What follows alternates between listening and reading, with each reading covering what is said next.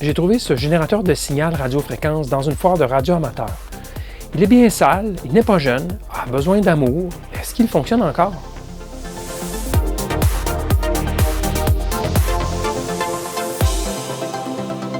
Bidouilleuse, bidouilleur, salut.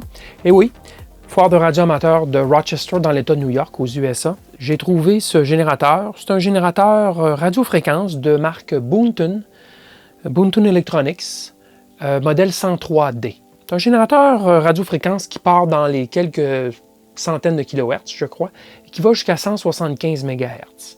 Donc, quand même intéressant, couvre la bande HF, VHF. Bon, ça ne va pas en UHF, mais quand même, je n'ai pas payé cher.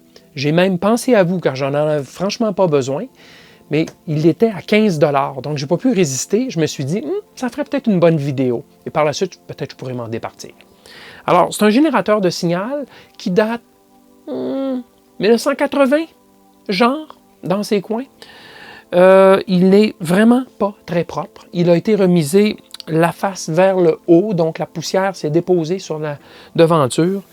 Donc, beaucoup de nettoyage requis. Les boutons aussi sont sales, vous allez voir un petit peu plus proche. Alors, il y aura nécessité d'envoyer ça dans un bain ultrasonique. Mais est-ce qu'il fonctionne encore, ce générateur de signal? Bien, on va le découvrir ensemble dans quelques minutes. Alors, il y a 3 sections sur ce genre de générateur. Section centrale, contrôle de la fréquence, choix de la fréquence. Il y a un affichage à LED, quand même, pas si mal. À droite, contrôle de l'amplitude. Et à gauche, la modulation. C'est un générateur qui peut faire de la modulation AM et ou FM en simultané, sans problème. Alors, ça, c'est intéressant. Il y a une petite fonction de balayage dessus, mais c'est assez limité en termes de fonction. L'autre chose à mentionner, c'est que c'est un générateur qui n'est pas synthétisé, mais il peut être verrouillé sur une référence. Et donc, une fois qu'il est verrouillé, il ne bouge pratiquement plus. Donc, on choisit sa fréquence et on le verrouille. Alors, sinon, si on ne le laisse pas verrouiller, il va dériver tranquillement, puisque c'est un oscillateur LC, si vous voulez. Quand même de très bonne qualité. C'est un instrument de mesure de laboratoire. Ce n'est pas un simple émetteur-récepteur des années 40. Là. Donc, quand même bien fait. On peut aussi utiliser son fréquence-mètre ici avec un signal extérieur. Donc, ça remplace un fréquence-mètre qui va entre 5 Hz et 175 MHz. Alors, on l'essaiera bien sûr voir s'il est sensible, s'il est utilisable quand même dans une grande plage d'amplitude. Mais quand même, c'est un générateur de signal, pourquoi pas?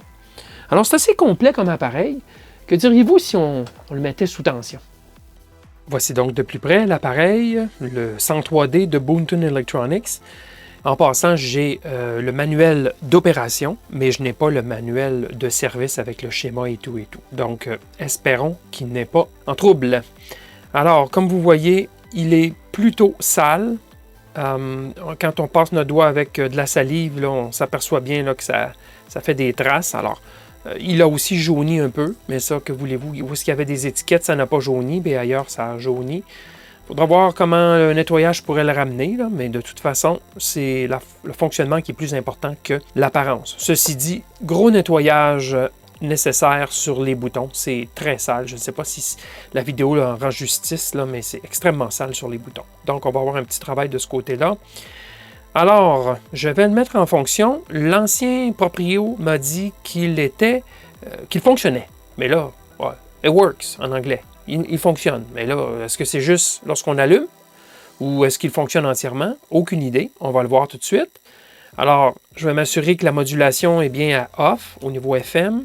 Au niveau AM, la modulation est à off. Donc, on oublie la modulation pour l'instant. Au niveau de la fréquence, on va choisir le compteur. On veut qu'il soit sur interne pour mesurer la fréquence interne du générateur et non pas sur son entrée externe. OK. Pas de balayage. On met ça à off. Bon, ça me semble correct. On va le mettre on lock pour l'instant pour la fréquence. Au niveau de l'amplitude, on va éteindre. Tout simplement RF, je le mets à off. Alors, je me lance. On va voir si cette vieille bécane fonctionne encore ou pas. Alors, OK, c'est parti. Il me donne toutes des zéros sur la fréquence. Un peu particulier. Pourtant, c'est peut-être parce que l'amplitude est éteinte. C'est possible que le fréquence-mètre a besoin que la sortie soit allumée, qu'on va essayer tout de suite. Ah, c'est ça. Je viens de mettre à allumer. au niveau de la sortie RF et on a eu une lecture. Donc, ça change. OK. À la base, il semble fonctionner. L'affichage, j'ai une lecture d'intensité. On verra tout ça, on va mesurer tantôt si c'est correct. L'autre point que je mentionne ici, c'est qu'il n'y a pas de ventilateur dans cet appareil.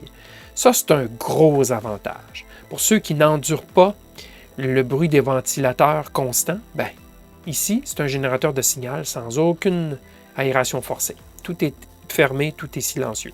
Ça, c'est merveilleux. Bon, on continue. On a une sortie, on a une lecture ici. Est-ce qu'on va avoir une lecture sur d'autres fréquences? Là, je vais entre 2 et 4 MHz. On a une lecture. Entre 4 et 8, on a une lecture. Entre 8 et 16, ça va. Entre 16 et 32 MHz, 23, oui, on a une lecture. Entre 32 et 64, on a 46, c'est bon. Entre 64 et 138 MHz, on a 93, c'est dans la gamme.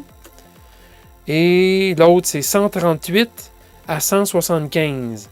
OK, là, on va aller sur... je pense qu'il manque un chiffre ici parce qu'il y a seulement 6 chiffres d'affichés sur le fréquence-mètre. Mais on a une autre résolution ici de 1 kHz. Oui, c'est en plein ça. Alors, je me suis mis sur la résolution la plus faible et là, on voit bien que c'est 152.643. Si on va aller lire les autres chiffres, on peut venir à une résolution plus fine et on sait que c'est 1 qui manque. 152.643,29 et je peux même aller au 10 Hz. On va attendre qu'il se stabilise. Oui, 152.64294. Quand même, il y a une bonne résolution. Il semble être stable aussi. Là, ça prend un certain temps à cette résolution pour faire des lectures. Il ne semble pas glisser outre mesure. Ce n'est pas un appareil synthétisé, comme je vous l'ai mentionné. Donc, on peut s'attendre dans les premières 15 à 30 minutes que cet appareil va bouger un peu plus. Mais une fois qu'il va s'être réchauffé, stabilisé, même eux disent 1 heure pour rencontrer les spécifications sur la vignette, sur le dessus, ben, qui va être beaucoup plus stable. Mais en tout cas, il ne bouge pas de façon excessive pour l'instant. Ce n'est pas apparent. Bon, au niveau des amplitudes, est-ce qu'on a des amplitudes sur toutes les plages d'opération? Alors, on va commencer à la plage du plus 10 dBm. Je vais ajuster sur le 0 décibel sur l'échelle rouge. Oh, ça sautille. OK, alors, je crois qu'on a un potentiomètre ici qui est encrassé. Ah oui, définitivement, c'est cela. Potentiomètre encrassé, donc il y aura un nettoyage de potes à faire. On va se brancher, bien sûr. On va commencer à faire des lectures. La première lecture qui m'intéresse, moi, c'est la fréquence. Puis après, on fera des lectures d'amplitude. Voilà, j'y ai branché la sortie sur fréquence-mètre HP5386A. Et j'ai mis la sortie à environ 0 dBm, là. Donc environ 300 mV d'amplitude RMS dans le fréquence-mètre. Et ici, je lis 175,067 kHz, donc 175 067 Hz. Et on a, comme vous voyez en bas, sur l'affichage, ici, 175,067. Donc on n'est pas loin, mes amis. On n'est pas loin, quand même très proche. En tout cas, dans ces fréquences-là. Je vais monter un peu de fréquence. On va aller ici, 349, non, pardon, ça va être quoi? 700, oui, 700, donc 700, 268, et on mesure 700, 268, 5. Donc, c'est parfait. On ne peut vraiment pas se plaindre. On va aller un petit peu plus haut, de 2 à 4 MHz.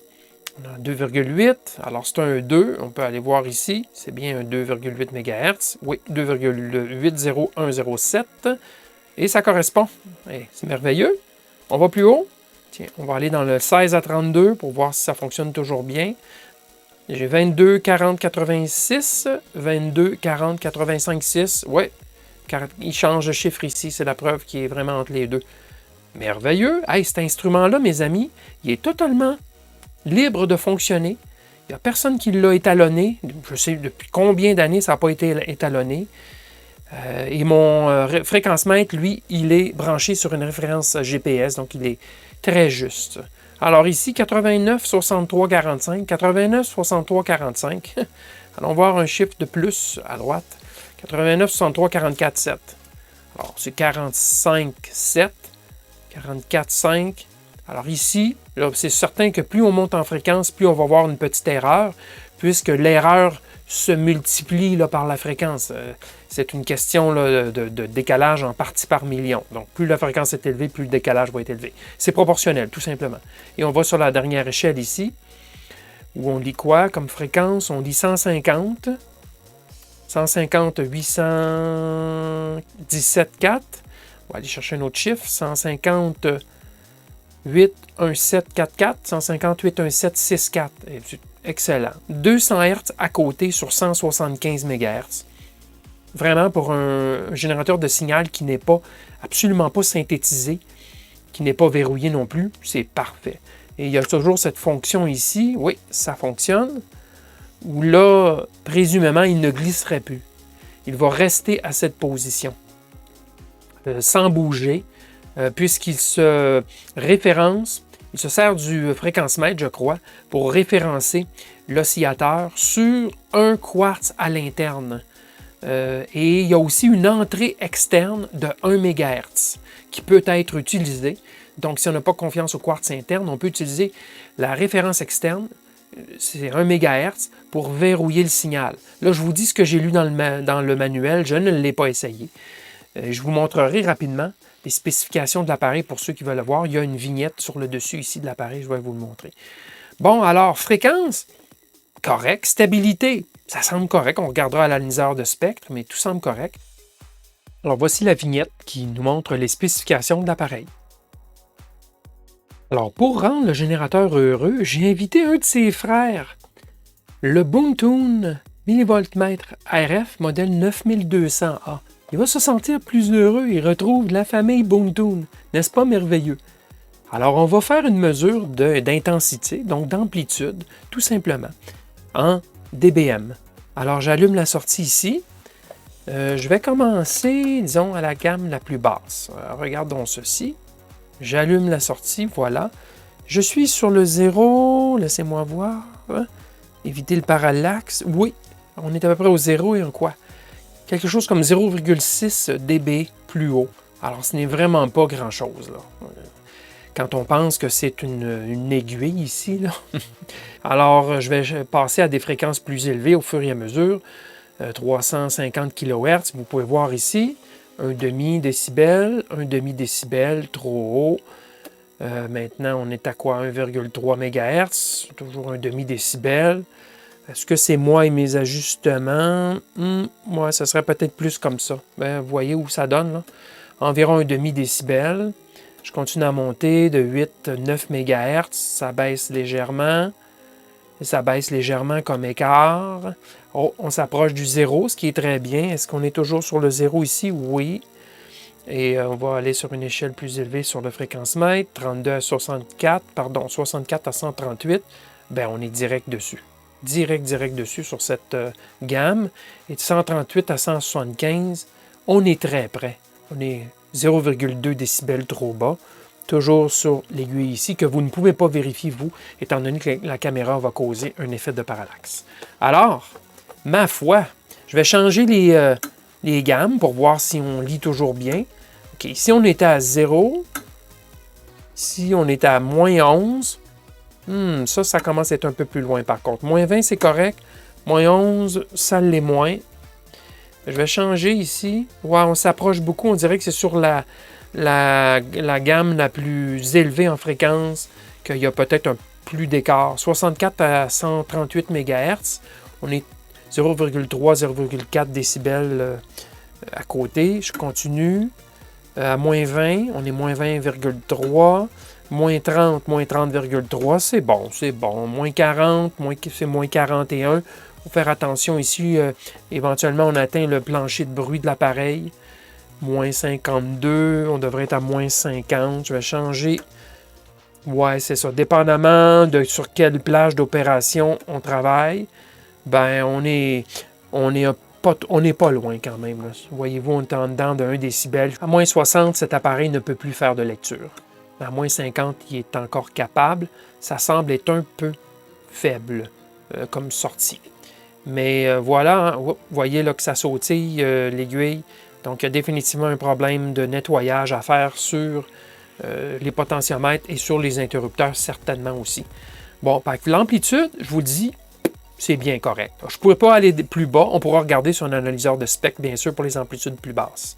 Mais avec un millivoltmètre radiofréquence, ça me semble nominal en dedans de 1 décibel pour la grande majorité des lectures, ce qui est très bien, là. Compte tenu de l'âge de l'appareil, compte tenu du fait qu'il n'a pas été étalonné depuis, qui sait, quelques dizaines d'années peut-être, aucune idée. Alors, il nous reste à essayer la modulation, pourquoi pas. Alors, pour ce qui touche la modulation, je vais utiliser mon analyseur de modulation HP8901A. Alors, sur la partie supérieure de l'image et la partie inférieure, bien sûr, c'est l'appareil ici. On va injecter la modulation. On devrait être capable de faire une lecture sur le 8901. Alors, présentement, lecture de fréquence sur le 8901A, ça correspond à ce qu'on a. Donc, déjà, notre instrument fonctionne bien. On peut même faire une lecture d'amplitude et c'est 11 milliwatts. Et si je mets ça, tiens, au 0 dBm, on devrait avoir environ 1 milliwatt. 1 milliwatt. 1 fois 10 à la moins 3 watts. Donc, c'est bien 1 milliwatt. Parfait. Notre appareil est bien lancé. Maintenant, ce que je vais faire, c'est que je vais injecter de la modulation. On va commencer par la AM. Alors, je mets l'instrument en modulation AM et je vais injecter ici AM, modulation interne. Tiens, ça va être une fréquence de 1 kHz qui va servir à la modulation. Et je vais augmenter le niveau de modulation en pourcentage. Alors présentement, j'injecte d'après l'aiguille ici entre 0 et 100 %. J'injecterai environ 80 présentement, 80 %. Alors l'instrument nous donne 76 %. Alors c'est quand même pas mal. Je vais aller à 90 %. Mesure 85, 86. Et si je me mets sur le 100, on a 95. Donc, il y a une légère différence, bien sûr. Là, je suis en mode AM 100 %. Si je baisse la modulation, je me mets en mode AM 30 % sur la lecture. Alors là, ça va monter plus vite. Alors, je vais mettre, disons, oh, que c'est sale, ce potentiomètre, mes amis. Je vais mettre 25 % de modulation. Ouais, c'est environ ceci. Ouais, là, je suis dessus. Et c'est 26. Donc, sur l'échelle plus sensible de modulation AM, ça semble être beaucoup plus juste. Donc, au niveau modulation, on va même changer la fréquence de modulation à 3 kHz. Je présume que ça va se replacer. Oui, voilà. Alors, je me remets au 25 % et oui, c'est bon sur l'appareil HP en haut. Alors voilà, ça semble, la modulation semble bien fonctionner. Là, je peux essayer d'autres fréquences de modulation, mais tout semble bien correct. Oui, on est dans le 26. Si je vais à 19 kHz, 19, ça c'est tombé. Alors, faut... Non, ça, le 19 kHz, probablement des mauvais contacts. Probablement des mauvais contacts. Le 19 kHz ne fonctionne pas bien. Ah, voilà. OK, c'est un mauvais contact, en effet, sur l'interrupteur ici. On y est presque, là. 24, 25, ouais, presque 25 % de modulation, tel qu'indiqué sur l'échelle du bas ici. Bon, alors, il reste quoi? On va aller voir la FM. J'éteins la AM. On va aller faire de la FM. Alors, source interne de modulation, il faut que je sélectionne le mouvement aiguille ici pour le mode FM. Je vais faire une déviation de 10 kHz. Je vais aller mettre mon instrument HP en mode FM. Voilà. Et là, présentement, je serai à 10 kHz de déviation maximum sur l'aiguille et donc environ à 4. Je vais baisser un petit peu. Voilà, là, je serai à 4 kHz d'après l'aiguille ici. Et on a 3,8. C'est très bien. Tout semble bien fonctionner. Ça, c'est sur une modulation de 10 kHz. Je vais monter ça plus fort. On va aller aux 10 kHz. Voilà, j'y serai. 9,8 kHz de déviation. Donc, ça semble bien fonctionner. Je vais aller lire une autre échelle, l'échelle 100 kHz. On est à 96 de déviation, voyez-vous. Et donc, ça semble bien fonctionner. Ouais, là, on est à 30 sur 30 kHz. On est à pleine échelle, donc ça serait 30 kHz au niveau de la déviation FM. Donc, non, tout semble bien fonctionner sur cet appareil. Vraiment, là, je ne peux pas dire autre chose que nettoyage de tous les potentiomètres, les sélecteurs, les interrupteurs et ainsi de suite. Bon nettoyage frontal, bien sûr. Alors, la dernière chose que je vais faire, on va regarder le spectre par analyseur spectral. regarder si la sortie est assez propre. Ça sera la dernière chose, sinon, je crois qu'on a atteint notre but ici, c'est de vérifier que l'appareil, effectivement, fonctionne. Et même, il semble bien fonctionner compte tenu de son âge et du fait qu'il n'a pas été étalonné depuis belle lurette. À l'analysateur de spectre, sur un spectre de 100 kHz de large, avec une amplitude de sortie de 0 dBm, c'est bien ce qui est indiqué ici, on a au moins 60 décibels avant de frapper la jupe de bruit de phase. Donc, c'est très bien pour un générateur de ce type. Franchement, 60 décibels, c'est excellent. Et ça, c'est à une fréquence de 30 MHz. On va regarder maintenant le contenu harmonique, donc à 60, 90 et ainsi de suite. Alors, voici de 0 à 300 MHz. Voici notre signal de sortie à 0 dBm. C'est bien ce qu'on a, 0 dBm. Et j'attire votre attention sur l'harmonique à 60 MHz, à 2 fois la fréquence de la fondamentale. Les spécifications nous disent que ça doit être au moins 30 décibels plus bas et on a 10, 20, 30, 40 décibels plus bas, ce qui rend compte la spécification. Et les autres harmoniques, au multiple de 30 MHz, sont aussi plus bas. Donc 30 décibels plus bas au minimum, et sinon mieux. Et si j'amène la fréquence à 150 MHz, on est de 0 à 600 MHz, affiché ici. Alors 150, 300, 450, 600, encore une fois, on a au moins 30 décibels plus bas. Donc l'appareil rencontre les normes, là, en tout cas à 30 et à 150. Et à l'autre bout du spectre, si on va à un signal de 500 kHz, ici j'affiche de 0 à 5 MHz, on voit que les harmoniques sont toutes plus bas que 30 décibels par rapport à la porteuse. Bon, ça rencontre les spectres. Et si on regarde le spectre de la sortie de très très près, donc 1 kHz de large, ce spectre trahit la fréquence de secteur sur la sortie. Voyez, on retrouve là 35 décibels plus bas, un 120 Hz. Vous savez que la fréquence en Amérique, c'est 60 Hz, fois 2, c'est 120. 120, 240, il y aura certainement un 360, il est peut-être un peu moins apparent. Alors le 120 et 240 sont apparents, sans aucun doute, sur la sortie. Donc peut-être que les condensateurs de filtrage sur le bloc d'alimentation commencent à être fatigués. C'est possible. Il va toujours y avoir du bruit de secteur sur une sortie. C'est presque inévitable. Ça se couple partout. Mais est-ce que ça sera aussi fort que cela? Ça reste à voir. Possible que les condensateurs commencent à être fatigués un petit peu.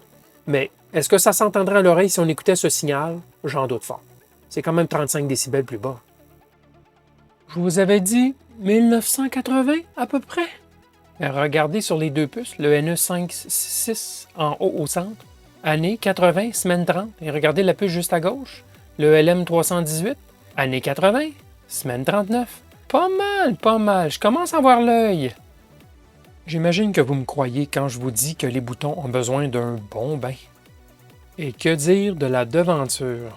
Le nettoyage de la face avant est plutôt aisé, car une vingtaine de vis plus tard, on peut retirer totalement la façade, ce qui aide beaucoup au nettoyage. Et il y a aussi bien sûr l'étape du nettoyage des contacts et potentiomètres, puisqu'on a vu qu'il y avait beaucoup de mauvais contacts. Alors, on y va avec beaucoup de parcimonie, mais quand même, on en met assez et on active le potentiomètre à plusieurs reprises. Je suis certain que vous vouliez voir quand même l'intérieur de l'appareil, alors je me suis dit que j'allais vous le montrer. Cependant, je ne vais pas défaire les différents modules puisque, écoutez, il y a énormément de vis. Cette boîte-ci, juste pour vous donner une idée, il y a 24 vis.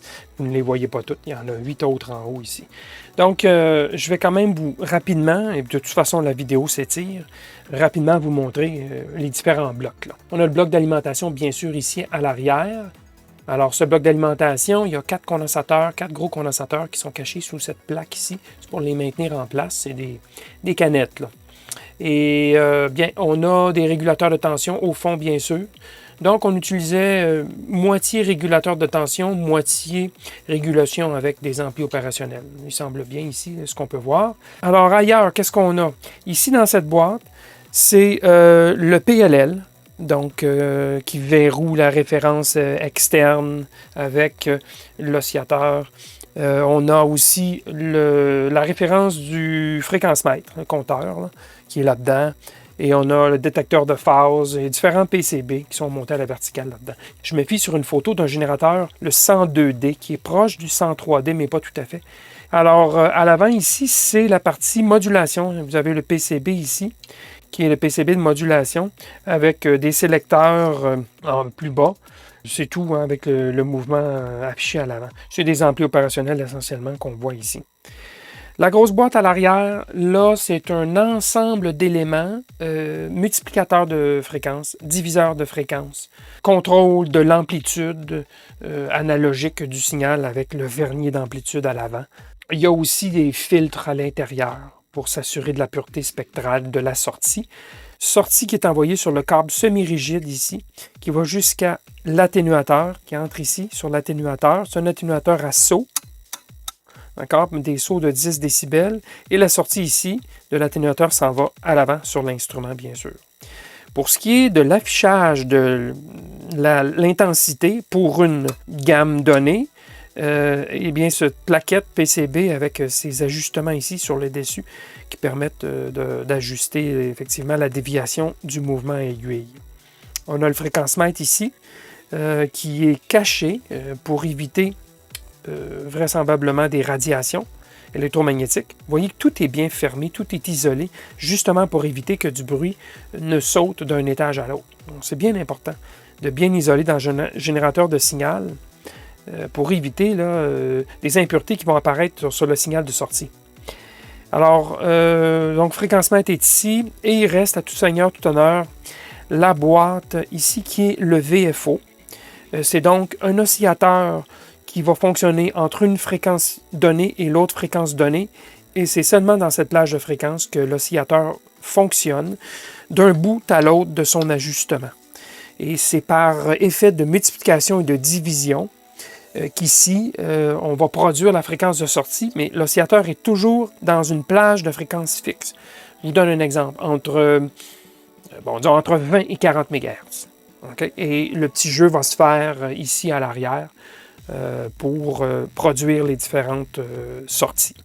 Alors, il y a des engrenages ici à l'avant qui sont pour découpler ou démultiplier, si vous voulez, la rotation de l'axe du vernier à l'avant. Donc, je l'actionne ici pour que vous le voyiez bien. Il y a même un petit interrupteur micro-switch à gauche en noir qui s'active, je ne sais trop dans quel cas. C'est probablement pour aviser que la fréquence est de plus que 16 MHz et donc de faire clignoter la LED à l'avant pour dire que le fréquencemètre, il faut lui changer sa résolution. Je vous dis ça sous toute réserve parce qu'effectivement, le fréquencemètre, son dernier chiffre au Hertz près ne fonctionne que jusqu'à 16 MHz. L'oscillateur, vraiment, il n'y a pas grand-chose. Hein? Il y a une sortie radiofréquence qui rentre dans la grosse boîte et il y a des alimentations. C'est tout. À l'avant, il y a la mécanique, bien sûr. Alors, quand je vous dis que c'est un oscillateur qui est à fréquence fixe, en tout cas à plage de fréquence fixe, vous en avez la preuve, c'est pas très complexe. Bon, maintenant, en dessous de la boîte, vraiment, il n'y a pas grand-chose à voir. C'est le fond des autres boîtes. Vraiment, il n'y a vraiment rien à montrer, bien honnêtement. Voilà, ça fait le tour de ce que je voulais vous montrer aujourd'hui. Maintenant, je vais faire le dévoilement de la face avant, toute restaurée. Dévoilement de l'appareil, une fois restauré. Tambour! Je ne sais pas si vous voyez une différence, mais moi, je la vois. Il y avait ce vernis jaunâtre, verdâtre, qui semblait être un vernis de fumeur. Donc, avec de l'alcool de bois, hydrate de méthyle, j'ai réussi à faire disparaître 90% de cette couleur brunâtre pour restaurer le verre d'origine.